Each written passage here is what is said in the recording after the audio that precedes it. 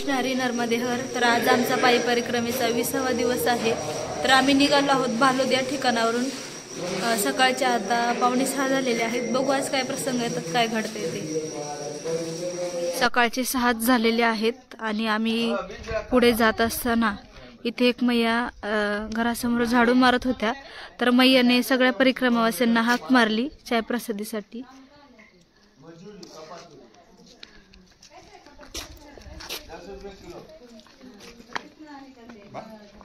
या मैया आहेत, यांनी चाय प्रसादीसाठी बोलवलेलं आहे। लाडवावड या ठिकाणी आम्ही आलेलो आहोत। बालोद पासून 11 किलोमीटर अंतरावरती आहे हे। रस्त्याच्याच कडेला आश्रम आहे। निसर्गरम्य वातावरण आहे खूप। इथे जगन्नाथ मंदिर आहे। जगन्नाथ मंदिर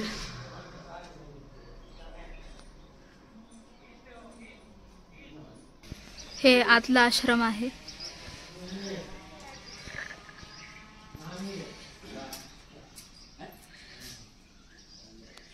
इथे परिक्रमावासी आहेत, बालभोग घेत आहेत। आपले युट्यूबर सानप महाराज आहेत। नर्मदे हर महाराजजी। नर्मदे हर, नर्मदे हर। बालभोग झाला? हो, आत्ताच। कसं वाटते? एकदम आनंद। नर्मदे हर मैया। मैयाच्या कुशीमध्ये बालक आल्यानंतर त्याला कधी दुःख होईल का? तसं आम्ही कधी मैयाच्या कुशीमध्ये येऊ असं आम्हाला ओढ लागलेली असते। आणि आता मैयाच्या कृपेने छानशी परिक्रमा चाललेली आहे। सर्व परिक्रमावासियांची परिक्रमा सुंदर व्हावी हीच मैयाच्या चरणी प्रार्थना। नर्मदे हर, नर्मदे हर। विजय महाराज आहेत, आळंदीचे महाराज। कसं वाटतंय तुम्हाला परिक्रमेत? खूप सुंदर वाटतंय। ही परिक्रमा प्रत्येक साधकाने करायला पाहिजे असं वाटतंय। मलाही जर योग आला तर दुसरी तिसरी परिक्रमा करण्याचा मानस आहे। खूप आनंद येतोय। नर्मदे हर, नर्मदे हर। मटका का सानप महाराज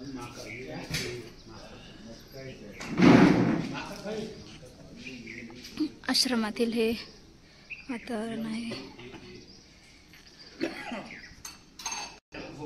इकडे कुष्मेश्वर महादेव आहेत।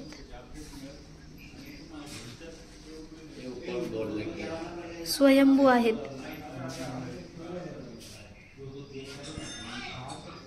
मानदेव या ठिकाणी आम्ही आलो होतो। इथून पुढे आता जाणार आहोत। या ठिकाणी बोर आणि कवट आहेत।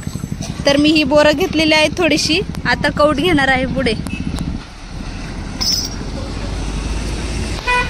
इथे कवट आहेत, हे घेणार आहे मी एक खाण्यासाठी। मला आवडतात फार।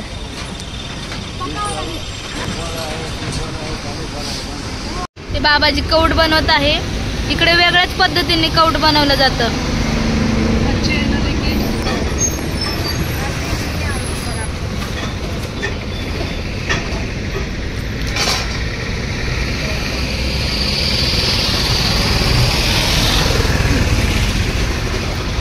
रेडी। तब्बल 42 किलोमीटरचा अंतर पार करून रोकडिया हनुमान म्हणजे मंडवा या ठिकाणी आम्ही पोहोचलेलो आहोत। सकाळी 6 वाजता बालोद मधून निघालो होतो। जगदीश मडीला दुपारची भोजन प्रसादी घेतली आणि पुढे मार्गस्थ झालो। तब्बल आज 42 किलोमीटरचा पायी प्रवास केलेला आहे आणि आता थोड्याच वेळात 5 ते 10 मिनिटात आम्ही आश्रमात पोहोचणार आहोत। ला जाताना अलीकडे 9 किलोमीटर हे रोकडिया हनुमान मंदिर आहे। रस्त्याच्याच कडेला आहे। या ठिकाणी आम्ही आलेलो आहोत। इकडे परिक्रमावासींची व्यवस्था आहे। आता इथे आसन लावणार आहे।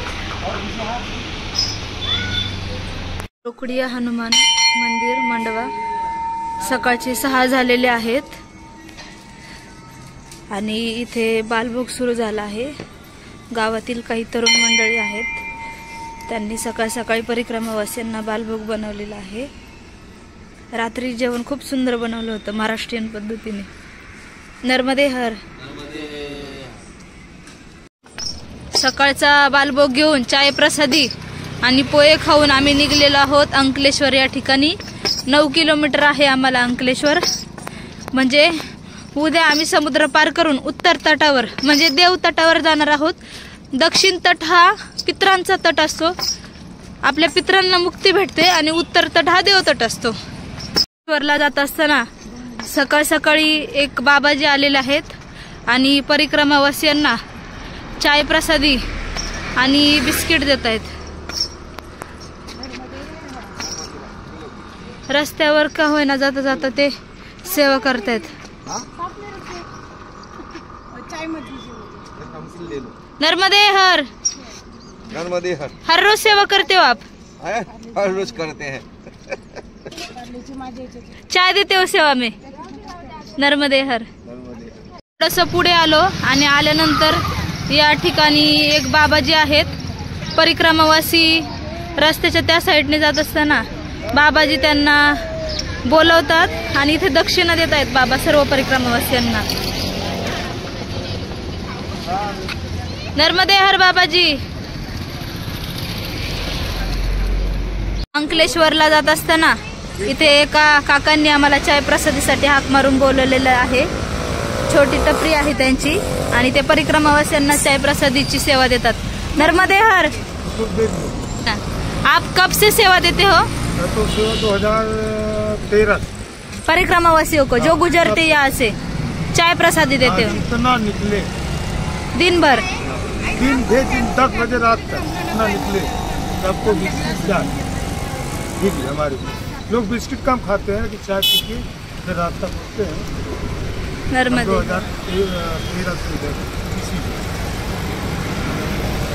सोबत रोकडी हनुमान या ठिकाणापासून हे कुत्रा आलेला आहे.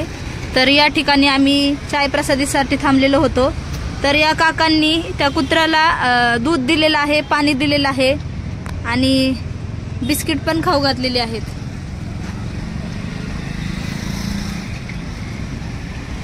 कितने बिस्कुट तोड़ दे? नाही बिस्किट दिए. या ठिकाणी आम्ही आलेलो आहोत. आता रामकुंड या ठिकाणी चाललेलो आहोत. कलेश्वरला रामकुंड हे तीर्थ आहे, या ठिकाणी आम्ही आलेलो आहोत. आतमध्ये इथे परिक्रमावासियांची व्यवस्था केली जाते. इकडे रामानंदाचार्य मंदिर आहे आणि इकडे हे रामकुंड आहे. हे आश्रम आहे रामकुंड या ठिकाणी. इकडे भोजन प्रसादी बनत आहे.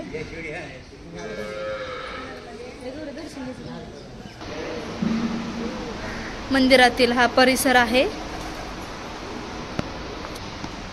इथे प्रभू रामचंद्र, लक्ष्मण आणि सीतामय्या आहेत. अंकलेश्वर येथील रामकुंड हे तीर्थक्षेत्र आहे. इकडे आहेत भोले बाबा.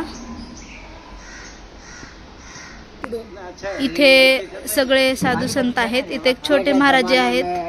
नर्मदे हर बाबाजी. नर्मदे हर.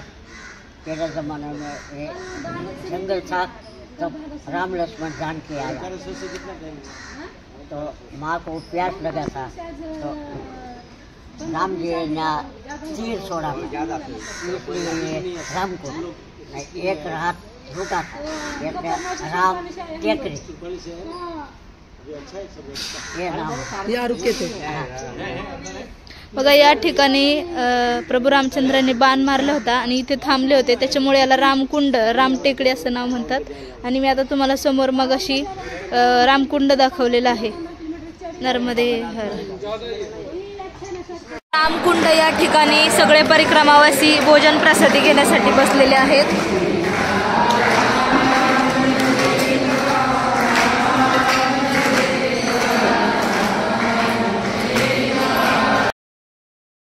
भोजन प्रसादी घेतली रामकुंड या ठिकाणी आणि आता पुढे निघालेलो आहोत आम्ही. मी थोडीशी विश्रांती घेतली आणि इथे बाबा आलेले आहेत. तर वयस्कर बाबा आहे. 8 ते 10 किलोचा बोजा घेऊन ते चालतात. वय त्यांचं 70 पेक्षा जास्त दिसत आहे. आपण त्यांना विचारूयात. नर्मदे हर बाबाजी, कहाँ से हो आप? हाँ, जिला कौन सा है आपका? कब से निकले हो परिक्रमा? हम निकले 14 तारीख. 14 नवंबर को। तो अच्छा चलने आनंद आता है चलने में आपको बाबा जी? सबके लाने बता नहीं आनंद आता है चलने में? हाँ।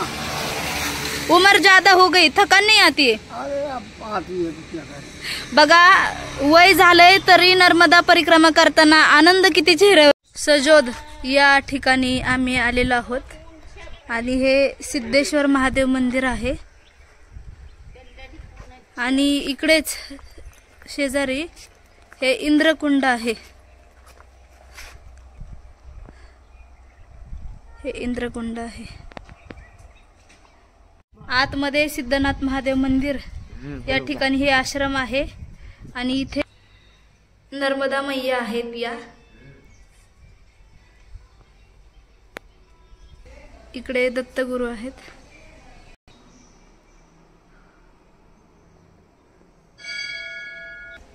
सिद्धनाथ आश्रमामधला हा परिसर आहे।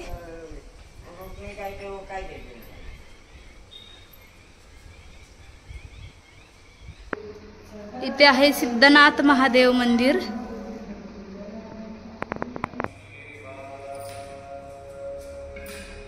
सिद्धनाथ महादेव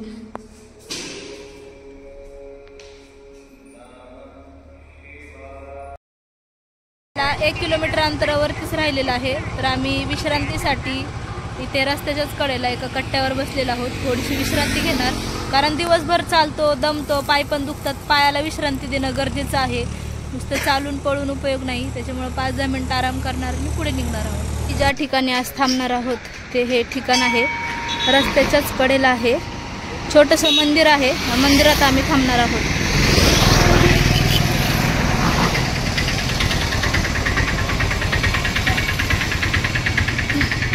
परिक्रमेत कुठेही ॲडजस्ट करावं लागतं। आता हे ओपन मध्ये आहे, आश्रम पण नाहीये, मंदिर आहे, इथे आम्ही थांबणार आहोत। आहे त्या परिस्थितीत समाधान मानायचं, हेच परिक्रमा शिकवते। तर आम्ही त्या मंदिरात थांबलो नाही, कारण की गावामध्ये एक विजय भाई होते, ते आम्हाला त्या ठिकाणी घ्यायला आले। कारण आम्ही 5 महिला आहोत, तर लेडीजला सेफ्टी नाही म्हणून ते म्हटले की आमच्या घरीच थांबा, परिक्रमावासियांची ते सेवा करतात। तर आम्ही त्यांच्या घरी चाललेलो आहोत। आता तिथे आम्ही आता विश्रांती करणार आहोत। आजचा मुक्काम। थोडीशी तब्येत बरी नाहीये, पाणी चेंज झाले, थोडंसं वातावरण चेंज झालंय, त्याच्यामुळे थोडीशी ताप आलेली आहे, बाकी होईल व्यवस्थित। मी त्या बाबाजींच्या घरी चाललेलो आहोत, परिक्रमावासी पण आहे, छोटंसं खेडगाव आहे हे सजोद, आणि आम्ही आता जाणार आहोत तिथे। आजचा दिवस थांबून सकाळी परत पुढे मार्गस्थ होणार आहोत। छोटंसंच खेडेगाव आहे। जय भाई यांच्या घरी आम्ही पोहोचलेलो आहोत। तर हे त्यांचं घर आहे, परिक्रमावासियांची ते सेवा करत राहतात। विजय भाई यांच्या घरी आम्ही आलेलो आहोत आणि इकडे मस्तपैकी स्वयंपाकाची तयारी सुरू आहे। इकडे पाणी तापत आहे परिक्रमावासियांसाठी, आमच्यासाठी आता त्यांनी पाणी ठेवलं। आम्ही स्नान केलं, दमून आल्यानंतर गरम पाण्याने सगळं आळस गेला। आणि या मैया आहेत, त्यांच्या घरातल्या माता भगिनी आहेत, त्या या ठिकाणी चुलीवरती व्हेज बिरयानी बनवत आहे। नर्मदे हर मैया जी, आप क्या बना रहे हो अभी? बिरयानी बना रहे हैं। अच्छा लगता है आपको सेवा करने में? हाँ, बहुत अच्छा लगता है। हर रोज कितने परिक्रमावासी आते हैं? 5 दिवस 5 जण। बघा किती आनंदाने ते परिक्रमावासियांसाठी भोजन बनवत आहे।